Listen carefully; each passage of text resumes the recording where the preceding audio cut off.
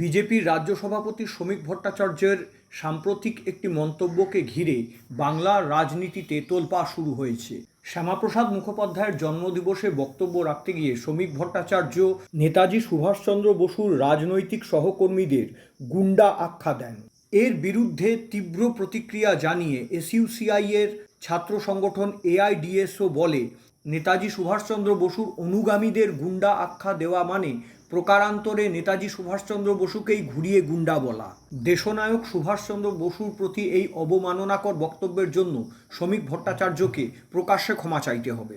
এর প্রতিবাদে সারা বাংলা জুড়ে সমস্ত নেতাজি সুভাষচন্দ্র বসুর মূর্তিতে মাল্যদান করার কর্মসূচি নিয়েছে এসইউসিআইয়ের ছাত্র সংগঠন এআইডিএসও।